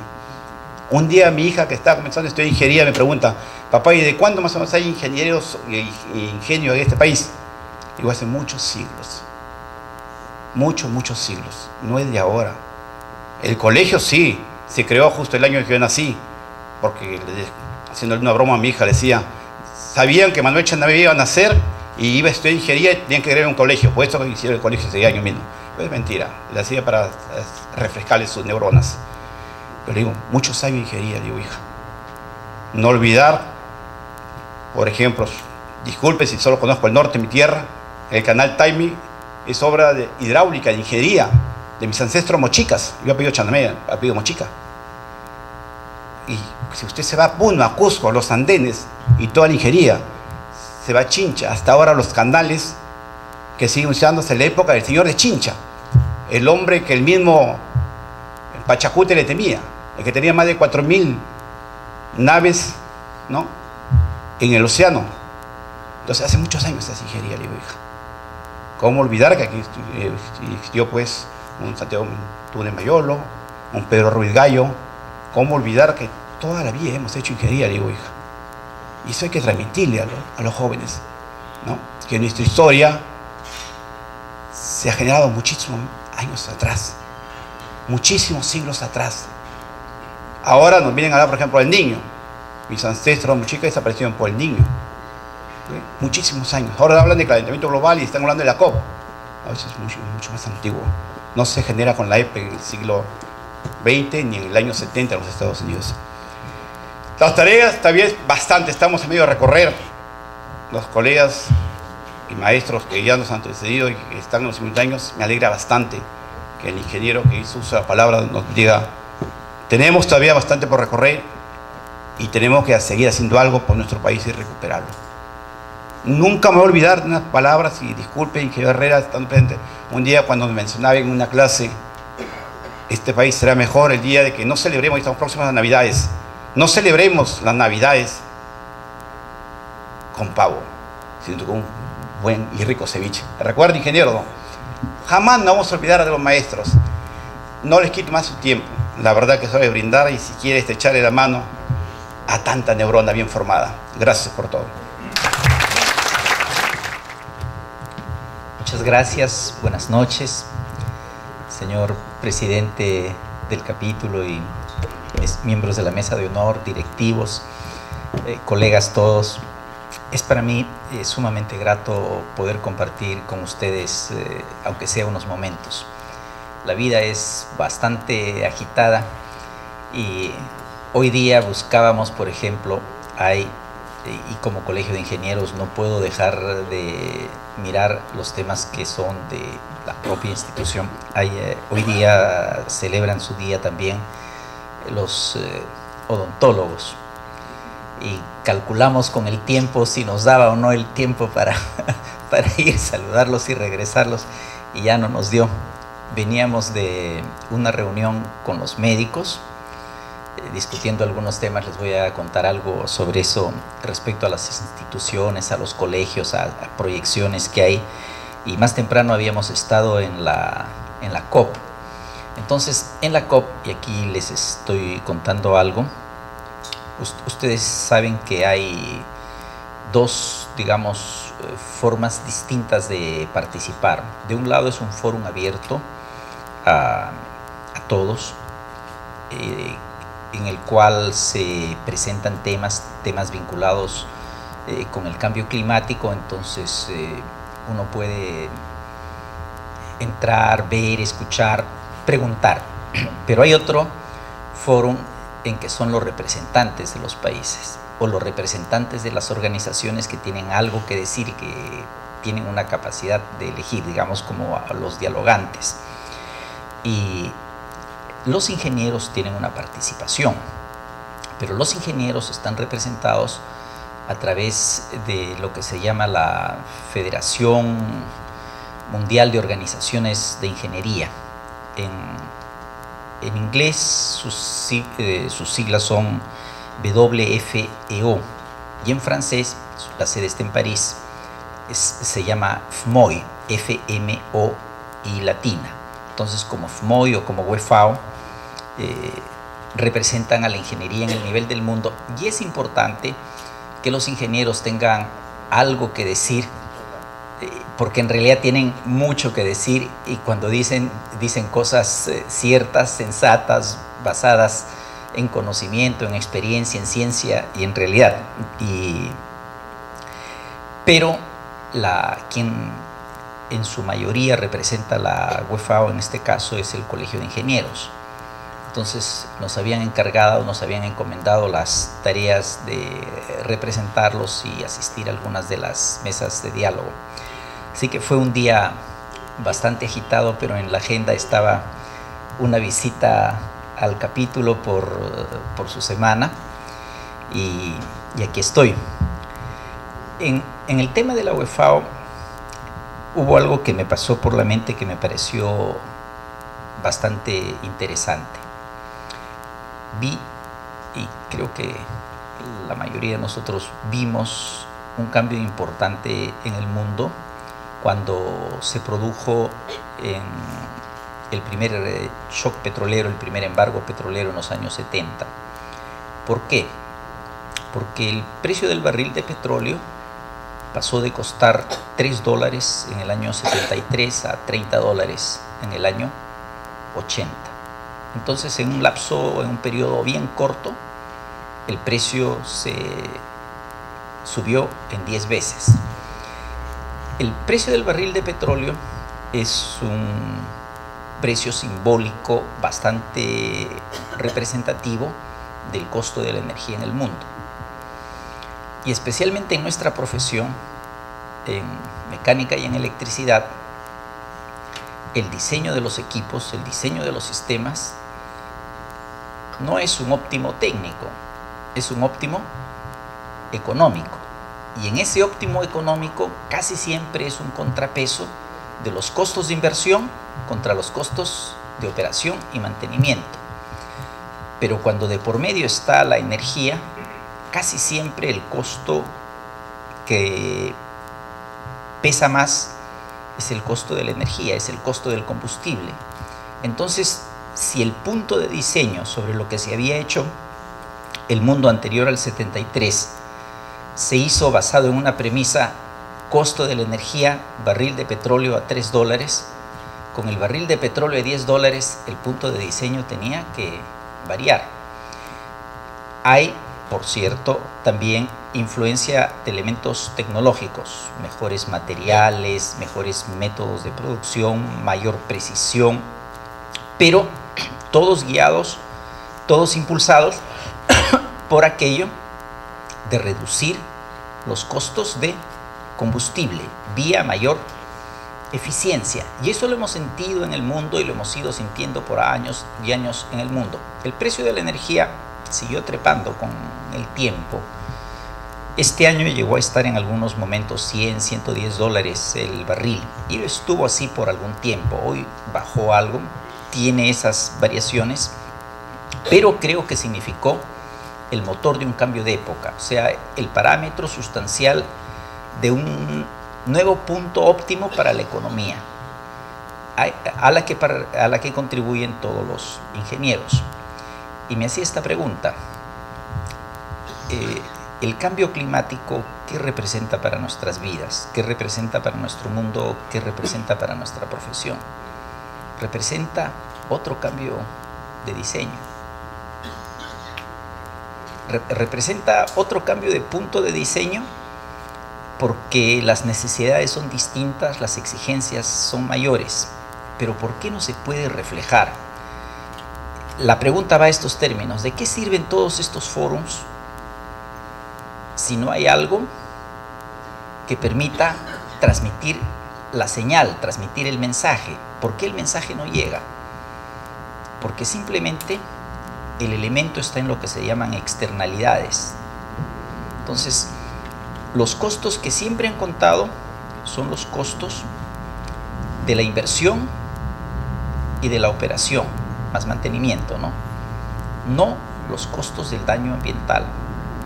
La única manera de poder tomar el mensaje y que funcione por sí solo es que el costo ambiental se refleje en los precios que paga el consumidor.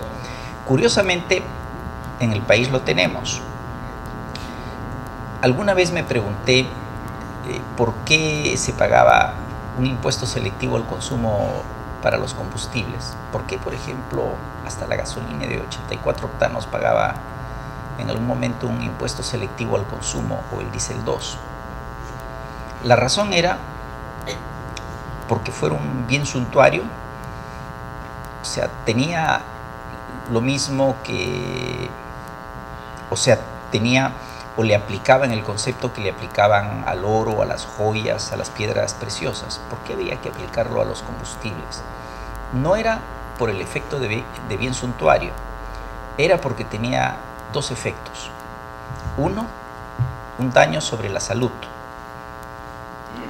Y al producir un daño sobre la salud, ese daño sobre la salud iba a ser un mayor costo para el Estado, que tenía que atender o tenía que disponer de mayores recursos para compensar eso en salud, y por lo tanto era el fondo para recargar ese daño, y por el tema ambiental. Entonces, de alguna manera en el Perú, en esa expresión sobre el impuesto selectivo al consumo y en otro concepto que vino posteriormente, que se llama la nocividad, es decir, el que más daño hace paga más, hay un mensaje de cómo se debe optimizar los combustibles, el uso de los combustibles y en general el punto de diseño del mundo. Y eso no ha podido ser traducido hasta ahora, ni ha podido ser puesto en los acuerdos que se llevan en todas estas reuniones. Entonces se tomarán cientos, quizás miles de acuerdos con líneas, con precisiones, pero el punto fundamental, el que decide todo, no está acordado, y quizás allí estamos conversando en vano. Y otro punto que me parecía importante es, seguramente si nos manejamos bien, el año 2017 el Perú volverá a ser sede del Copimera. El año pasado en Santa Cruz de la Sierra fue, ¿no? El presidente del capítulo pidió la sede del Copimera del año 2017 para el Perú. El Perú está hoy día muy bien visto en el contexto internacional y es un país que goza de prestigio, lo he percibido en muchas ocasiones, especialmente en la región. Entonces, habiendo existido una petición el año pasado de ser sede, pese que en los últimos 10 años, menos todavía, ha sido 2 veces sede, ¿no? Ha sido el 2007 y el 2012, ¿no? Podría volverlo a hacer el 2017. El tema se va a definir el próximo año en Honduras. Así que desde ahí ya he pedido al presidente del capítulo de que esté el próximo año en Honduras y con muy buenos argumentos para poder defender la presencia del Congreso, el Copimera en el Perú por tercera vez. Yo fui escéptico respecto al Copimera. Tuvo un buen nacimiento y fue válido, pienso, en su temario para los años, en el Perú el primer año fue el 71 y ya era, creo que el tercer Copimera, o sea, el nacimiento del Copimera es de los años 60. En los años 60 uno podría en un congreso sobre ingeniería mecánica, eléctrica y ramas afines, hoy esas ramas afines son a veces más gruesas que el propio tronco, podría tomar muchísimos temas. La profesión avanzó tanto, la especialidad avanzó tanto, que hoy día para asistir a un congreso uno quisiera pues siquiera que más del 50% de las conferencias a las que va a asistir sean próximas a él y puedan resultar de su interés. Pero si una pequeña parte es de su interés y el resto no, es bien difícil que pueda asistir a un congreso de esta naturaleza. Y si se sigue tocando un abanico de temas, un abanico muy abierto, va a ser muy difícil poder tener asistencia. Y sin embargo hay muchos temas comunes que son interesantes de conocer y sobre todo de conocer cómo se tratan en los distintos países. Uno de los temas que se tocó tiene que ver con los colegios profesionales y tiene que ver con algunos temas básicos y cómo se está manejando en distintos países. Por ejemplo, la obligatoriedad de la colegiación. ¿Se requiere o no ser colegiado para poder ejercer la profesión?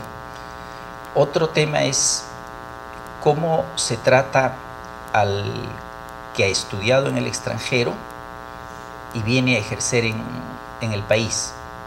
¿Cómo es el reconocimiento del título? ¿Cómo es el reconocimiento para que pueda ejercer la profesión? Puede recibir el permiso de trabajo, que no lo da ningún colegio profesional, pero el ejercicio de la profesión lo otorga el colegio profesional. Entonces, ¿cómo se está tomando ese tema en distintos países? ¿Cómo están organizados los colegios? Fueron temas bastante interesantes de ver como ingeniería, pero me quedó un retrato que creo que es un tema de reflexión y debiera ser un tema de reflexión. Si exagero, de México para el sur son menos los países donde la colegiación es obligatoria que donde ya no lo es. En muchos países se ha quitado la obligatoriedad de la colegiación. Y me preguntaba yo, ¿qué sucedería si en el Perú se quitase la obligatoriedad de la colegiación? Creo que los colegios profesionales, y no solamente en el caso de ingenieros, se reducirían a su mínima expresión. Entonces, ese es un clima, hay un riesgo. Pienso que es un riesgo real. Creo que puede ocurrir en el Perú y es un tema que las instituciones tienen que poder contemplar a futuro y tienen que prepararse a ver cómo lo abordan y de qué manera lo manejan.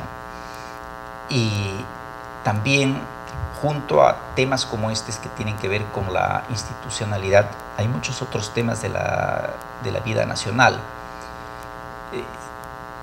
Si alguien, que puede ser un individuo, que puede ser una organización o una profesión, no tiene una propuesta, no existe. Y la única manera de tener vigencia en algo es plantear una propuesta. Y esa es otra de las preguntas de fondo. ¿Qué proponen los ingenieros para la vida del país? ¿Qué proponemos los ingenieros para la vida del país? Hoy veo a los que han cumplido bodas de oro y a los que han cumplido bodas de plata. Tuvo una muy buena iniciativa la promoción que cumple bodas de oro. Han editado un libro donde está, además de quiénes son y un poco de sus trayectorias, el qué proponen o cuál es su visión del Perú en esos 50 años y en su profesión, en esos 50 años de trayectoria profesional. Me pareció muy interesante, me pareció un tema significativo, un legado significativo, pero para aquellos que cumplen 25 y para aquellos que cumplen 50 años, tienen ya muchísimo que decir respecto a su profesión. Y esta es una invitación para que lo digan. Tienen todavía mucho recorrido por delante, su experiencia, su conocimiento, su visión de la vida, creo que va a ser muy importante. Y la vida de la institución, la vida de la profesión, está en torno a eso, está en torno a lo que se pueda plantear al futuro.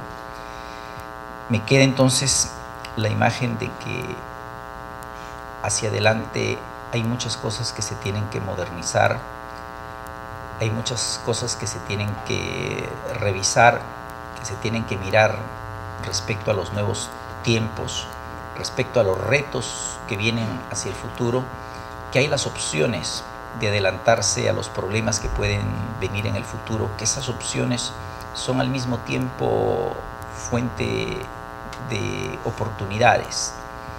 Ayer, en otro fórum, dentro del mismo ámbito de la COP, se tocaba el tema de la vivienda y hoy lo que le llaman las edificaciones verdes.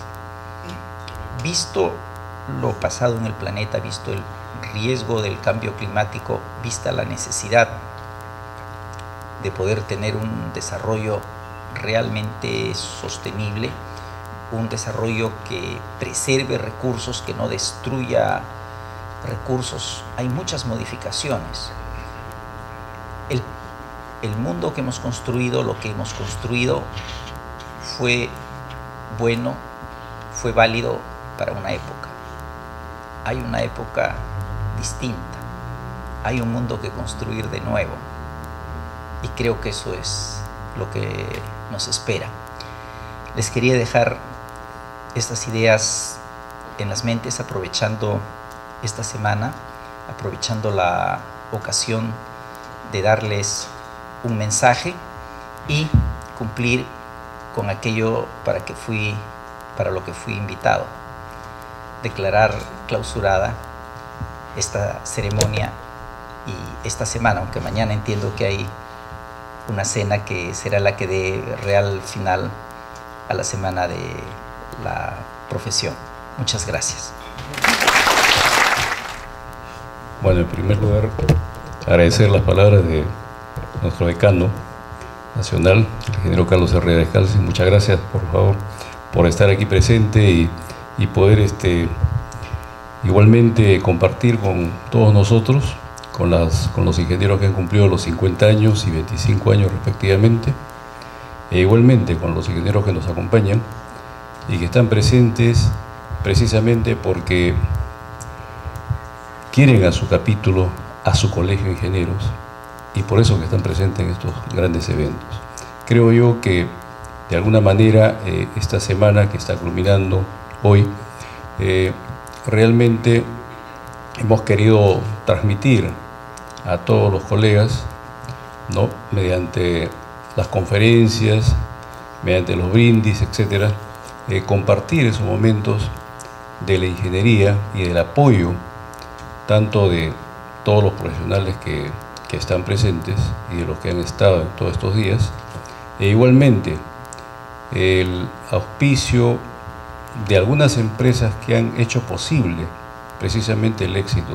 Ayer estuvimos, por ejemplo, con la empresa ABB, la cual nos dio una conferencia muy exitosa y encima hicieron un lanzamiento de un producto que fue muy interesante para todos, además de la información técnica que proporcionaron precisamente. Y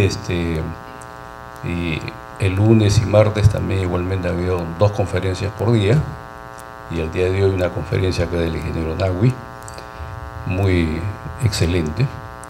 Entonces nosotros le estamos muy agradecidos, y hoy día precisamente la empresa AAA, contratista generales, es la que finalmente nos va a hacer un brindis de honor por este día, y aprovecho la ocasión para poder entregar al ingeniero Israel Scalzi un pisco.